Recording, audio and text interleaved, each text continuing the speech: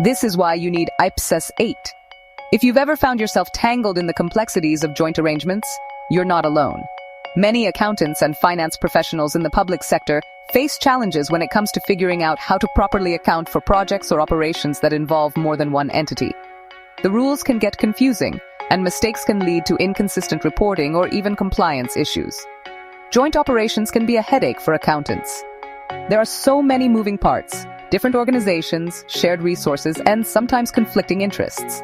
Without clear guidance, it's easy to get lost in the details or make errors that could impact your organization's financial statements. Let's clear things up fast. Ipsas 8 is designed to bring clarity and structure to these situations, so you can focus on what matters. Accurate, transparent reporting. Ipsas 8 is all about handling joint ventures and joint arrangements in the public sector.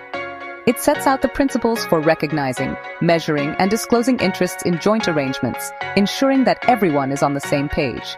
It helps you figure out when two or more entities should account together, and when they should keep things separate. This distinction is crucial, because it affects how assets, liabilities, income, and expenses are reported. So, how does it work in practice? Let's break it down. Here's the deal.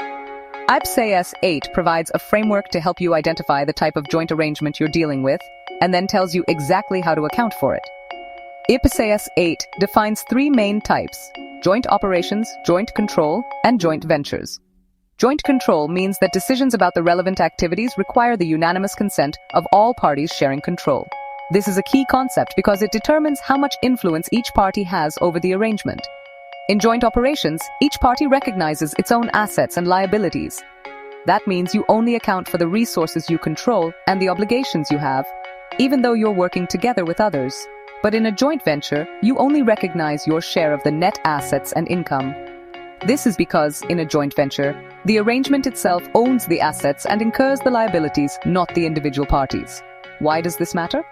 Well, it makes financial reporting clearer and more consistent, which is a big deal for transparency. When everyone follows the same rules, stakeholders can trust the numbers and make better decisions. If you're preparing public sector accounts, nailing Ipsas 8 means you're following best practices and staying compliant. It also helps you avoid costly errors and ensures your reports stand up to scrutiny from auditors and regulators. Want to dive deeper? Check out our detailed video in the Ipsas playlist right here on Accounting Desk. We cover real-world examples, practical tips, and everything you need to master Ipsas 8 with confidence. If you found this quick guide helpful, hit like, subscribe, and keep learning with us. The world of public sector accounting is always evolving, and we're here to help you stay ahead.